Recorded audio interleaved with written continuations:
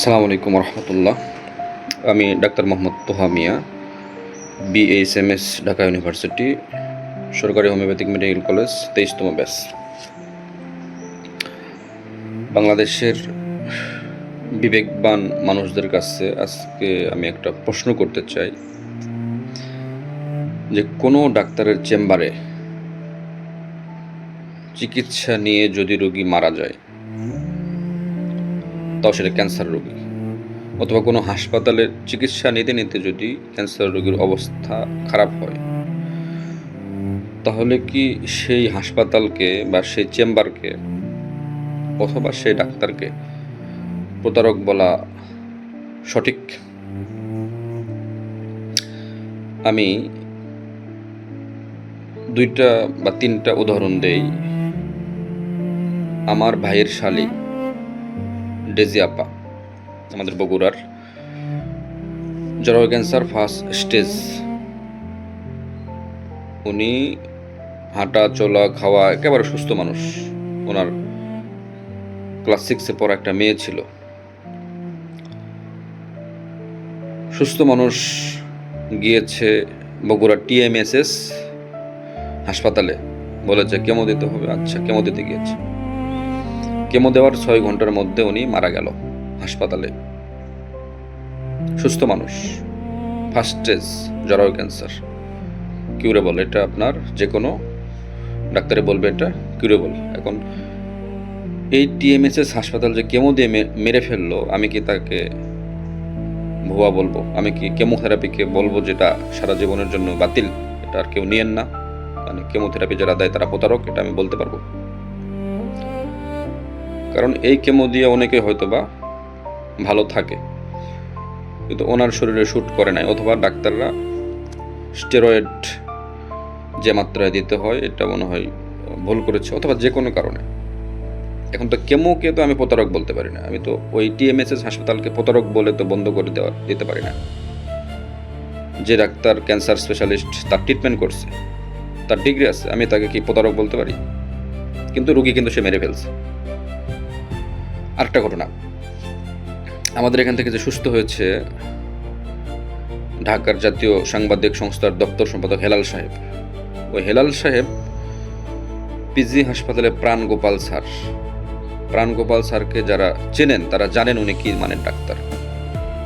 উনি হেলাল সাহেবের thyroid operation করেছিল। অপারেশন করে ওনার জবান বন্ধ হয়ে গিয়েছিল, মুখ দিয়ে লালা পড়েছিল, বলেছিল বাসায় নিয়ে যান, আর কোনো ট্রিটমেন্ট নাই। এখন আপনি কি প্রাণগোপাল স্যারকে প্রতারক বলবেন? আপনি প্রাণগোপাল স্যারকে কি বলবেন যে সে ভুয়া ডাক্তার? কারণ সে তো এই রোগীকে অপারেশন এত টাকা খরচ করার পর বলল যে বাঁচবে না।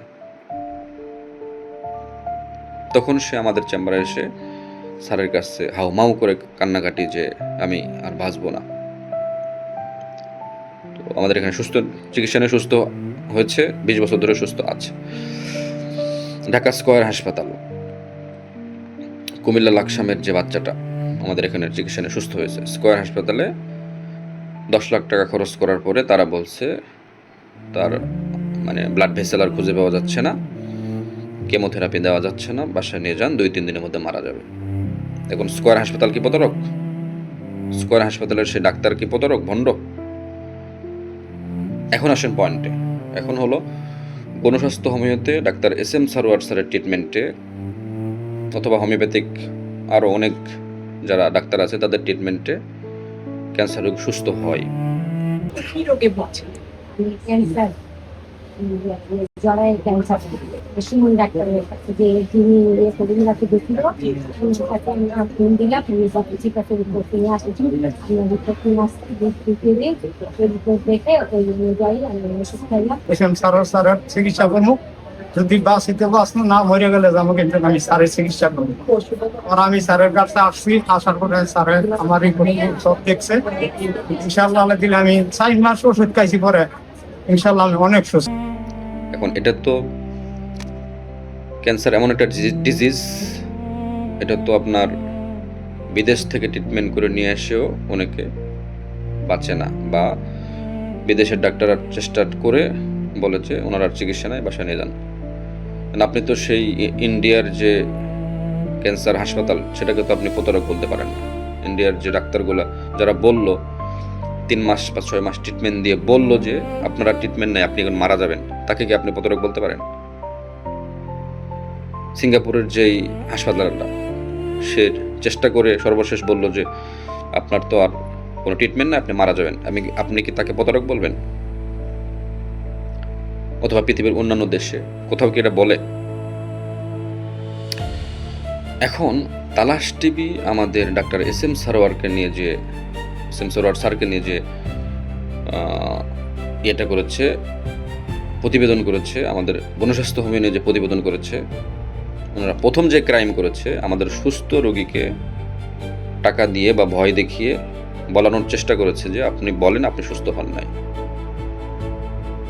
4টা রোগী, প্রথম যে ভিডিও সিরিজ ছিল 4টা রোগীর সাক্ষাৎকার মধ্যে একটার সাক্ষাৎকার দিচ্ছে, তাও আবার কাটছাট করে, আর বাকি 3টা রোগী শুধু ছবি দেখাইছে, সাক্ষাৎকার দেয়নি। সেসব রোগীর বাসায় আমরা গিয়েছিলাম যে আপনারা কেন তালাশকে বলেছেন আপনারা সুস্থ হন নাই। তারা বলেছে আমরা তো বলেছি সুস্থ হয়েছে। আমার ক্যান্সার ভালো হয়েছে। ওনার থেকে দৃষ্টি আমি কাগজ, ওনারা যখন আমার টেস্ট পরে ভিডিও করলেন কেন, পরে তো আপনার ক্যান্সার হয় নাই। আমার 8টা রিপোর্ট, 4টা রিপোর্টও ক্যান্সার। তানোর যোগাযোগ লম্বার ভাইছে ভাইয়া রে আমি এখানে আইলাম। ইনশাল্লাহ আমার 2 মাসের ভিতরে আমি সুস্থ।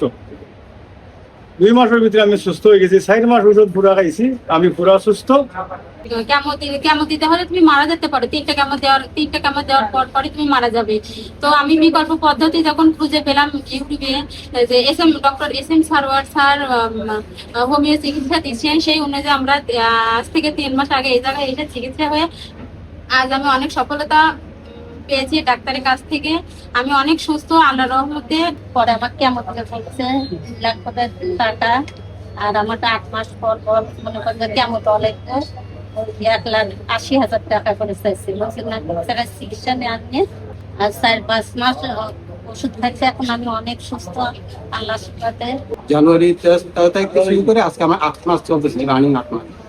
তো 8 মাস হওয়ার পর আলহামদুলিল্লাহ মানে আজ আমি 4 মাসের মধ্যে আলহামদুলিল্লাহ অনেক ভালো হয়ে গেছি। ঠিক আছে, ভালো হওয়ার পরে 4 মাস পরে আমি আপনার পরীক্ষা করি। পরীক্ষা করার পর আলহামদুলিল্লাহ আমার কিডনি, তারপর আমার ক্যান্সার আলহামদুলিল্লাহ অনেক ডেভেলপ হয়েছে, অনেক ভালো। আচ্ছা যাক, তারপরে তারা কুমিল্লার কয়েকটা রোগীর বর্ণনা দিয়েছে যে তারা চিকিৎসা নিতে নিতে তাদের কন্ডিশন খারাপ হয়েছে, মারা গিয়েছে। যেতে পারে, চিকিৎসা নিতে নিতে মারা যাবে ক্যান্সার রোগী, এটা তো এলোপ্যাথিতে 80% মারা যায়। বিদেশ থেকে ফেরত এসে তো 80% মারা যায়। তো সেই সব প্রতিষ্ঠান কি তোমরা বন্ধ করেছো? তাদের বিরুদ্ধে কিন্তু কোনো প্রতিবেদন তোমরা তৈরি করেছো? এখন তোমরা চাঁদা চেয়ে পাওনি, অথবা কারো প্রলোভনে তোমরা এখানে এসে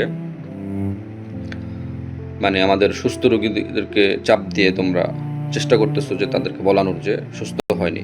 আবার কিছু রোগীর চিকিৎসা নিতে কন্ডিশন খারাপ হয়েছে, তাদেরকে তুমি হাইলাইট করতেছো।